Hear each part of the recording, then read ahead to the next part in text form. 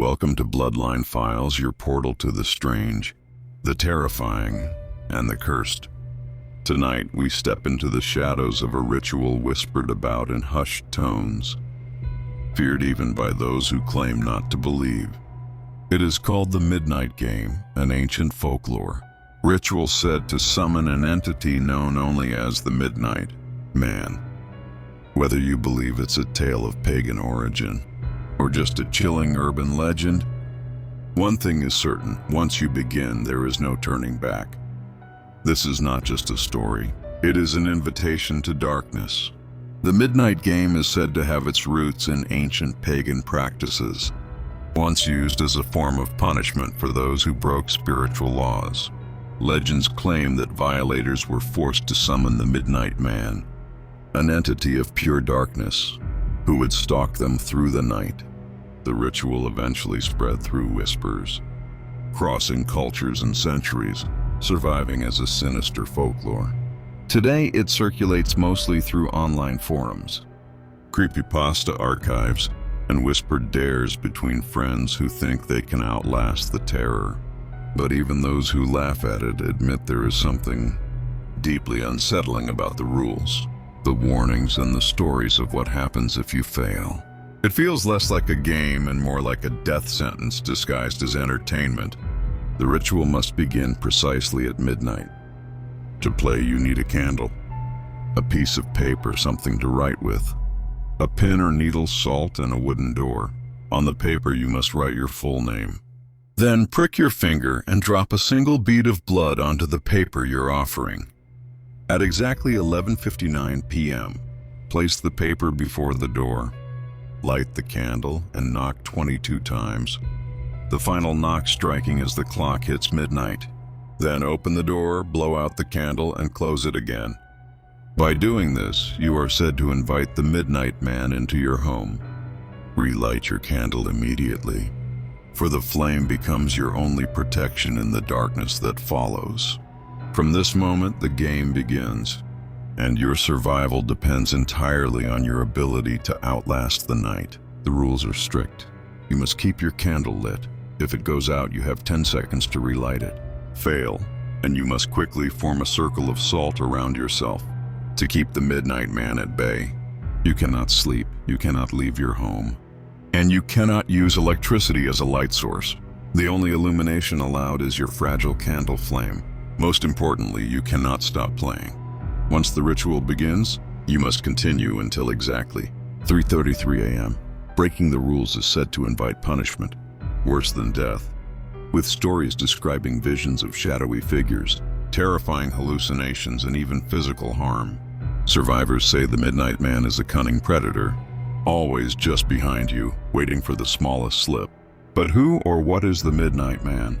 Folklore describes him as a shadowy entity that embodies fear itself. He is said to appear as a dark silhouette, sometimes with glowing eyes, sometimes invisible but always near. Witnesses claim to hear soft whispers, faint footsteps, or the sensation of breath on the back of their neck when he draws close. Some insist that he feeds on fear, growing stronger the more terrified you become. Others believe he is a spirit of judgment, punishing those who dare break the rules of the ritual. In every version, he is not a passive presence. He stalks, he tests, and he waits for you to falter. The candle is your fragile shield. Once it fails, his cold hand is said to reach out from the dark. Stories abound of those who claim to have tried the Midnight Game. Some are written in shaky text on obscure blogs, others in horror forums where people confess their experiments. One popular story describes a group of teenagers who laughed at the ritual until one of their candles blew out. They tried to relight it, but every match broke. Panicked, one of them drew a salt circle, but before he could finish, he screamed and collapsed as if something unseen had grabbed him. They abandoned the ritual, and though he recovered, he insisted that he felt cold hands dragging him away. Another story tells of a lone player who finished the game only to find deep scratches across his arms the next morning, marks he swore were not there the night before. Common experiences seem to echo across these tales. A sudden chill in the room, even when the air is still. the faint sound of knocking from inside the walls, shadows moving in corners where no one stands, a candle that flickers violently as though struggling against an invisible wind, and always the overwhelming sensation of being watched. Some players report hearing laughter or whispering their name.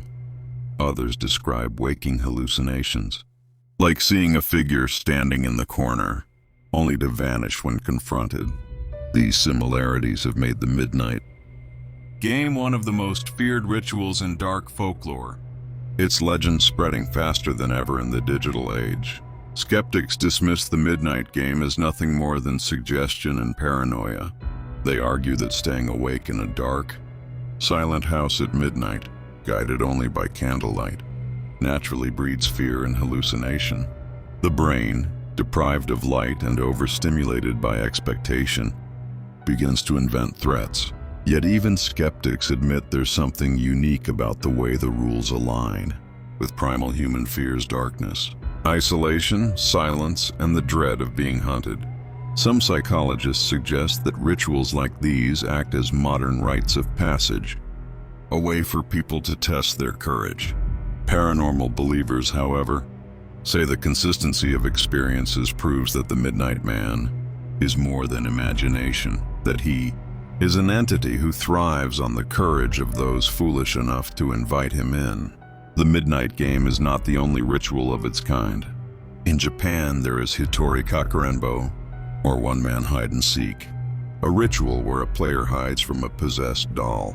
In Korea, the elevator game supposedly transports you to another dimension.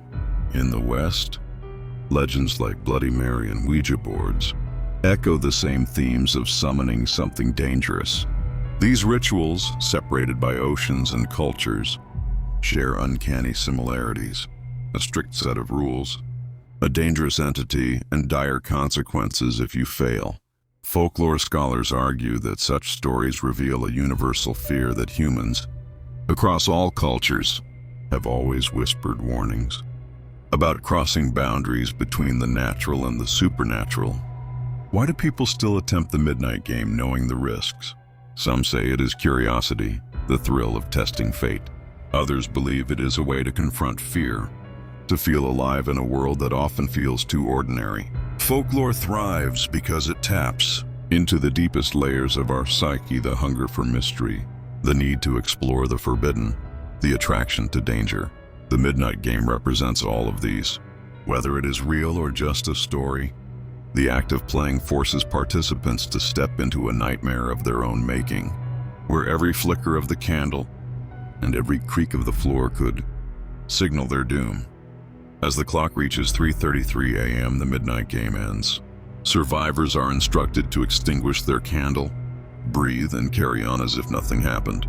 But many claim that the Midnight Man never truly leaves that once you invite him. He lingers in the corners of your home, watching, waiting, returning when you least expect it. Whether folklore, hallucination, or something darker, the Midnight Game persists because it blurs the line between legend and reality. So if you ever find yourself tempted to play, remember this warning: some games should never be started, because once they begin, you may never truly escape. This has been Bloodline Files.